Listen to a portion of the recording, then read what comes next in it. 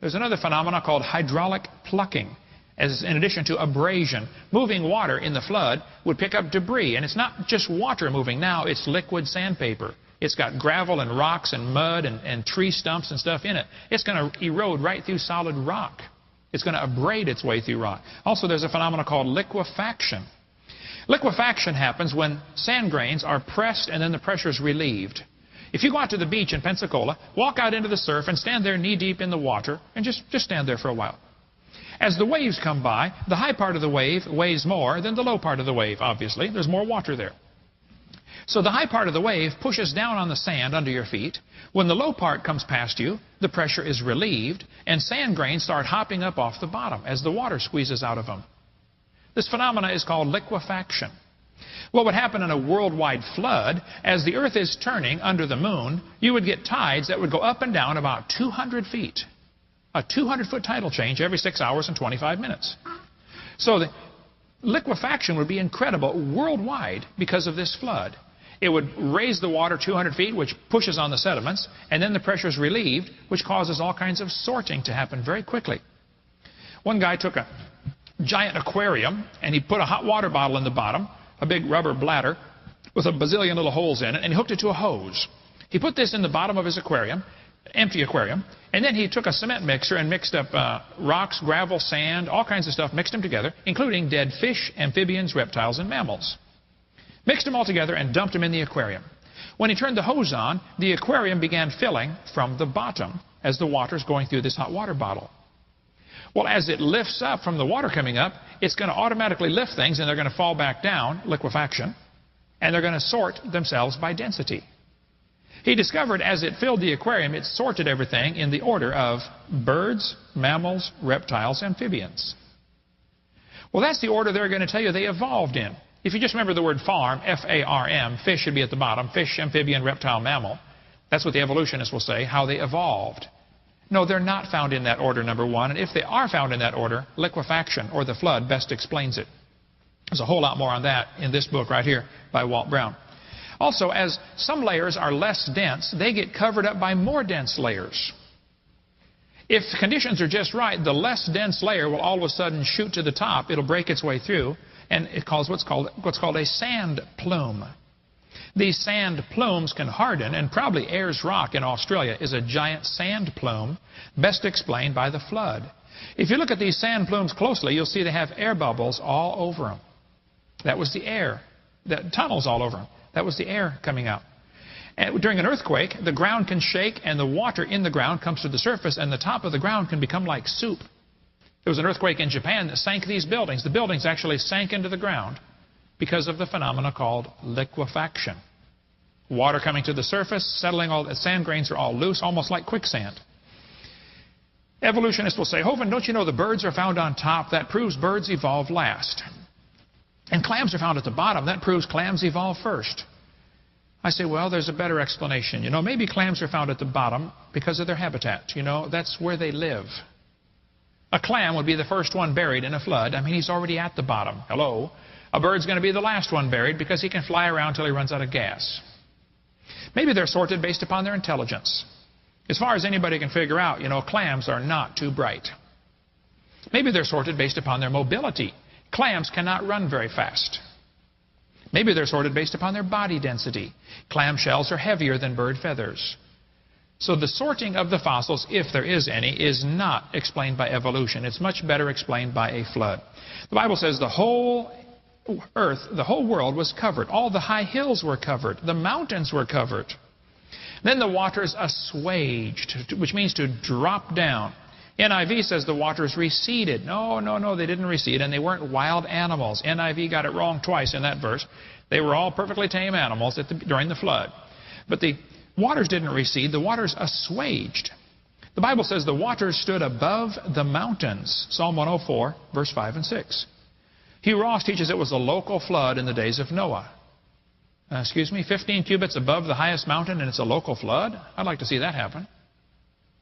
When I debated Hugh Ross, I said, Dr. Ross, do you believe in a worldwide flood in the days of Noah? He said, I believe in a universal flood. Well, that is just a deceitful answer, okay? I said, what do you mean a universal flood? He said, well, it flooded Noah's little universe. It flooded the valley that he lived in.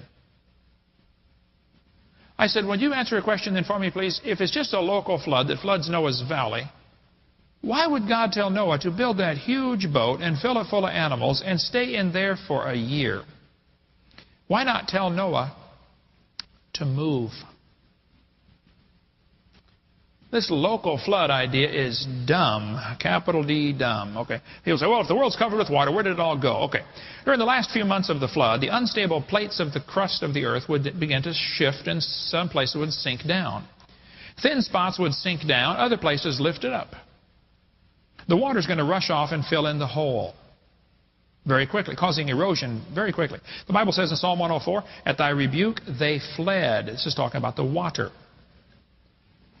At the voice of thy thunder, they hasted away. The water rushed off. They go up by the mountains, they go down by the valleys, unto the place which thou hast founded for them, which is the oceans. What happened was, the mountains lifted up, the water rushed off into the new low places. If we filled this auditorium 4 feet deep in water, preacher would be upset, I'm sure, but let's just do it for a science experiment, for the good of science. We're going to fill the auditorium 4 feet deep in water. Then we're going to get all the guys in the school to pick up that end of the building. They pick up that end. All the water is going to rush down, whoosh, over to this end of the building. It's common sense. If the earth were covered with water and some places began to sink down, other places are going to lift up. It's kind of like a water bed. How many have ever slept on a water bed before? You know, my wife is only 5 feet tall. Well, she gets sound asleep on the side of a waterbed. I don't like waterbeds. We don't have one, but I've slept on them a couple times. You wait till she's sound asleep on her side. I tiptoe in, stand up on a chair, and jump up as high as I can, boom, and land on my side of the waterbed. She goes up to the ceiling, comes down, and I sleep on the couch because I don't like waterbeds anyway. But sure, if one place goes down, someplace else is going to lift up. The crust of the earth probably did a lot of flexing during the time of Noah's flood, and probably for the next few hundred or maybe even a few thousand years after the flood. Actually, I think this is still moving around a little bit, causing the earthquakes. There might still be water under the crust of the earth trapped. As some of the water escaped during the hydroplate theory idea, the plate would settle down, trapping water under there. There are still huge areas of trapped water. Did you know there are underwater, at the bottom of the ocean, underwater thermal vents? There's hot water squirting up from the bottom of the ocean. Well, duh, where's it coming from? Doesn't it have to come from down lower than that? There's still water in the crust of the earth, trapped down there. The ocean crust is pretty thin, about 3 to 5 miles thick. Continental crust is about 30 miles thick. Any earth science teacher can tell you that. That's been pretty well determined from reading the S&P waves when earthquakes take place.